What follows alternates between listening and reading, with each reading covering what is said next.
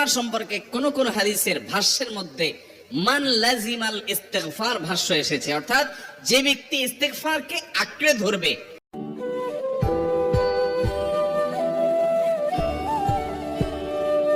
এটাকে কন্টিনিউয়াসলি করবে, ইস্তেগফার কখনো ছাড়বে না, সবসময় তার মধ্যে ইস্তেগফার অব্যাহত থাকবে, ওই ব্যক্তিকে আল্লাহ রাব্বুল আলামিন বিভিন্ন পেরেশানি থেকে সারপ্রাইজড হওয়ার মতো এমন এমন পথ বের করে দিবে যে সে চিন্তাও করে নাই। তার পেরেশানি থেকে মুক্তির পথ আল্লাহ তাআলা দেখায় দিবেন। ইস্তেগফার কিভাবে করবেন ভাই? ইস্তেগফার এমন একটা আমল, এটা ছাড়া তো আমাদের উপায় নাই ভাই। ইস্তেগফার আমাদের দুনিয়ার পেরেশানি দূর করবে, আখিরাতের পেরেশানি দূর করবে।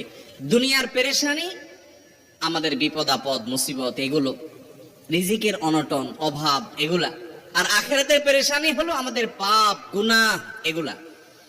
কোরআনে কারিমে আল্লাহ রাব্বুল আলামিন সূরা নূহের মধ্যে আল্লাহ নবী নূহ আলাইহিস সালাম তার সম্পর্কে বলছেন, ফাকুলতুস্তাগফিরু রাব্বাকুম ইন্নাহু কানা গাফফারা ইউরসিলিস সামাআ আলাইকুম মিদরারা ওয়া ইউমদিদুকুম বিআমওয়ালিন ওয়া বানিন ওয়া ইয়াজআল লাকুম জান্নাতিন ওয়া ইয়াজআল লাকুম আনহারা।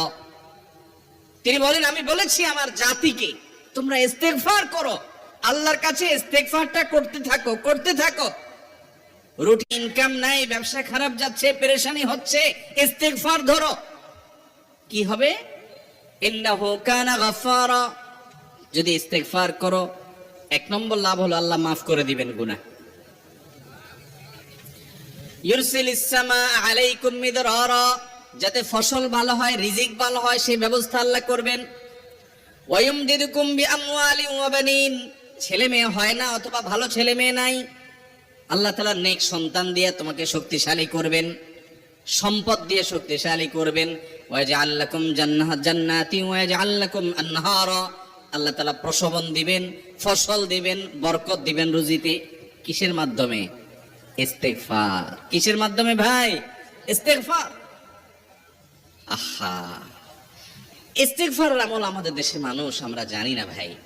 এটাও আরবদেরকে আমি দেখেছি, সারাক্ষণ তারা অবসর সময়গুলোতে ইস্তেগফার করতে থাকে, আস্তাগফিরুল্লাহ ওয়া আতুবু ইলাইহি, আস্তাগফিরুল্লাহ আস্তাগফিরুল্লাহ। মানে কি? আল্লাহর কাছে আমি ক্ষমা প্রার্থনা করি, আল্লাহর কাছে আমি মাপ চাই, আল্লাহর কাছে আমি তওবা করি, আল্লাহর দিকে আমি ধাবিত হই, আল্লাহর কাছে আমি ফিরে যাই, আস্তাগফিরুল্লাহ আস্তাগফিরুল্লাহ। আপনি বসে আছেন নিরিবিলি, ভাইরা আমার, এখন আর নিরিবিলি বলতে কোনো সময় নাই, এখন আর ফ্রি টাইম নাই, এখন আর আমাদের অবসর টাইম নাই।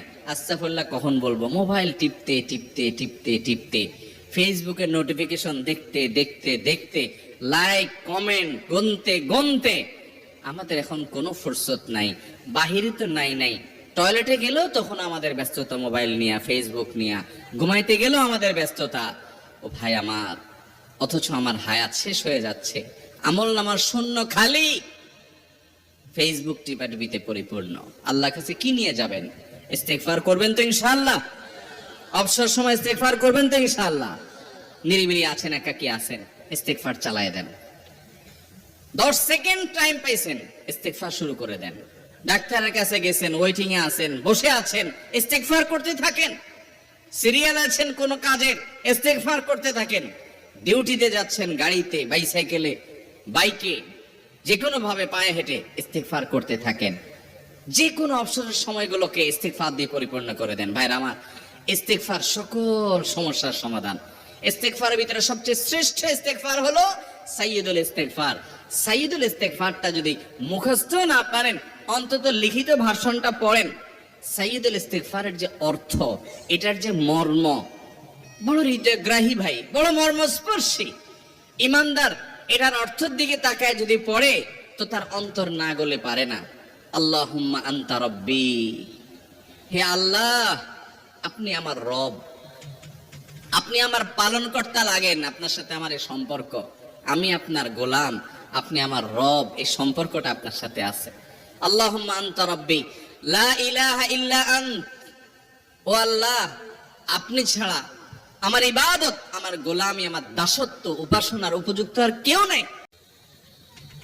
আল্লাহুম্মা আনতা রব্বি লা ইলাহা ইল্লা আন্ত খালাকতানি, আপনি আমাকে সৃষ্টি করেছেন, ওয়া আনা আবদুক, আল্লাহ আমি আপনার গোলাম, দেখেন কিভাবে আল্লাহর সাথে সম্বন্ধ